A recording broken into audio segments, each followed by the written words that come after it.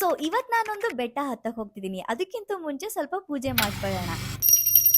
ಪೂಜೆ ಆದ್ಮೇಲೆ breakfast ಮಾಡ್ಕೊಂಡ್ಬಿಟ್ಟೆ. Breakfast ಆದ್ಮೇಲೆ ಸ್ವಲ್ಪ ರೆಡಿ ಆದೆ. ಹೇರ್ ಎಲ್ಲ ಡ್ರೈ ಮಾಡ್ಕೊಂಡೆ, ಸಿರಮ್ ಹಾಕೊಂಡೆ, ಇಯರಿಂಗ್ಸ್ ಹಾಕೊಂಡೆ and also main important thing jacket ಬೇಕು ಅಲ್ವಾ, ಮಳೆ ಬಂತು ಅಂದ್ರೆ ಏನ್ ಮಾಡ್ಬೇಕು. ಸೊ ಹಾಗಾಗಿ ಜಾಕೆಟ್ ಹಾಕೊಂಡೆ. ಅಂದ್ರೆ ನನ್ಗೆ ಯಾಕೋ ಒಂಥರ ಅನ್ಕಂಫರ್ಟಬಲ್ ಫೀಲ್ ಆಗ್ತಿತ್ತು. ಅದು ಏನು ಅಂದ್ರೆ ನಾನು ಕೂದಲೆಲ್ಲ ಓಪನ್ ಬಿಟ್ಟಿದ್ದೀನಲ್ಲ, ಸೊ ಹಾಗಾಗಿ ಅದಕ್ಕೆ ನಾನು ಕೂದಲನ್ನ ಟೈ ಮಾಡ್ಕೊಂಡ್ಬಿಟ್ಟೆ. ಫಸ್ಟ್ ಸ್ವಲ್ಪ ಸ್ಟೆಪ್ ಹಾಕೊಂಡು ಹಾಗೆ ಅಂಡ್ ಕೂದಲನ್ನ ಟೈ ಆದ್ಮೇಲೆ ಒಂದು ಹಾಳಾಗಿ ಬಿದ್ದಿರೋ ಅಂಬ್ರೆಲಾ ನಮ್ಮ ರೂಮ್ ಅಲ್ಲಿ ಏನ್ ಬಿದ್ದಿತ್ತು ಅದನ್ನ ಹಾಕೊಂಡೆ.